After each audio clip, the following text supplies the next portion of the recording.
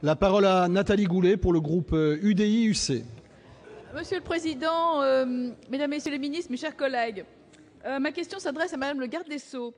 La plateforme nationale d'interception judiciaire constitue un potentiel naufrage pour la qualité des enquêtes judiciaires, pour nos finances publiques et pour la sécurité des données personnelles. Il y a quelques semaines, j'avais proposé une commission d'enquête qui n'a pas eu beaucoup de succès, à vrai dire, mais n'étant pas une femme de renoncement, je vais venir vous poser mes questions aujourd'hui. Avec 650 000 réquisitions judiciaires en 2012, 20 000 interceptions téléphoniques et 12 000 géolocalisations, il faut un opérateur sûr, performant pour assister nos services de police et de gendarmerie. Appel d'offres restreint et contesté, intervention de la CADA, caviardage de documents, explosion des coûts, puisque le montant initial était de 20 millions d'euros, on arrive à 47 millions. Donc déjà un doublement des coûts. Ce dossier a été mal engagé. La plateforme ne fonctionne pas encore. On ignore qui prendra en charge les données de géolocalisation, qui ne sont pas encore intégrées au dispositif, ni qui, du ministère de la Justice ou de celui de l'Intérieur, prendra en charge les frais de fonctionnement, distribution des données, maintenance, évolution et assistance, ainsi que la mise à niveau des réseaux. A-t-on étudié la solution d'intégration des systèmes existants avec la nouvelle plateforme de dématérialisation des réquisitions? Les grandes oreilles de l'État seront gérées exclusivement par Thales. Là encore, il convient de s'interroger également sur les libertés publiques et la protection des données personnelles.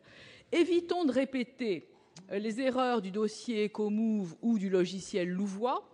Et donc, je vous réitère, Madame le garde des Sceaux, mes questions, tant au nom de la transparence des dépenses de l'État que de la sécurité juridique des enquêtes de police qui risquent de pâtir de cette succession sans bénéfice d'inventaire. Où en est donc, Madame le garde des Sceaux, la mise en place de cette plateforme? Où en sont les surcoûts par rapport aux devis initiaux? Comment sont assurées la sécurité des données personnelles et leur stockage? Autant de questions auxquelles, jusqu'à maintenant, nous n'avons pas de réponse, et je vous remercie de pouvoir me les apporter. Merci. La parole est à Madame Christiane Taubira, garde des Sceaux, ministre de la Justice. Merci, Monsieur le Président, Mesdames les sénatrices, Messieurs les sénateurs, Madame la sénatrice Nathalie Goulet. Vous m'interrogez très précisément sur les délais de mise en œuvre de la plateforme et sur les coûts et surcoûts. Je vous réponds très directement. Concernant les délais, c'est une décision, vous le savez, qui a été prise en septembre 2010. Cette décision avait prévu une mise en activité à l'automne 2013. En réalité, cette plateforme entrera en exercice en janvier 2015. Une des raisons principales de ce retard est due au fait que nous avons dû revoir le cadre du marché public parce qu'un certain nombre de charges avaient été négligées, n'avaient pas été prévues, notamment par exemple la protection et la sécurisation de la plateforme elle-même et quelques autres charges, ce qui a conduit à revoir le coût de cet investissement qui est passé de 42 millions qui étaient prévus en 2010 à 48 millions en 2012 dans le cadre du nouveau marché public. Une des autres raisons de ce retard est liée bien entendu aux conditions d'organisation, aux décrets qui sont nécessaires et à la CNIL qui a eu besoin de 6 mois supplémentaires. Concernant le coût, je viens de vous le dire, 48 millions d'euros pour la plateforme, pour l'investissement initial, à mettre en regard avec le coût de ces charges telles qu'elles sont assurées actuellement.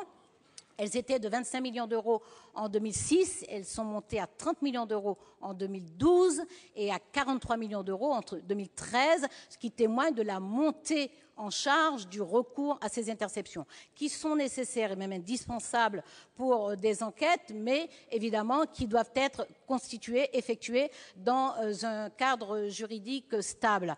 Le Code de procédure pénale, d'ailleurs, précise très bien que c'est le juge d'instruction en cas d'information judiciaire qui autorise ces interceptions et en cas d'enquête préliminaire ou de flagrance pour de la délinquance organisée de la criminalité, c'est sur saisine du procureur, le juge des libertés et des détentions. Nous nous assurons que le cadre juridique est stable.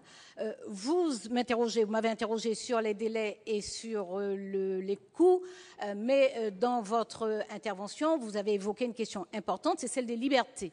Et nous sommes soucieux de la question des libertés. C'est pour ça que nous avons saisi la CNIL, qui a eu besoin de 6 mois supplémentaires Mais les décrets sont actuellement à l'étude au Conseil d'État et j'ai voulu mettre en place un comité de contrôle. Donc ce comité de contrôle, là aussi, est créé par décret qui est actuellement à l'étude au Conseil d'État. Ce comité de contrôle sera composé de magistrats honoraires de la Cour de cassation, de parlementaires, de personnalités qualifiées de la société civile. Il aura principalement pour mission de veiller au respect aussi bien des finalités de cette plateforme centrale que des procédures en matière de mise en œuvre fonctionnelle et technique. Il va avoir aussi l'obligation de remettre un rapport, de présenter un rapport annuel au garde des Sceaux et à la CNIL. Et surtout, nous allons veiller à ce qu'il ait tous les moyens d'assumer ses missions, et notamment par un accès permanent à tous les lieux de la plateforme centrale. Merci.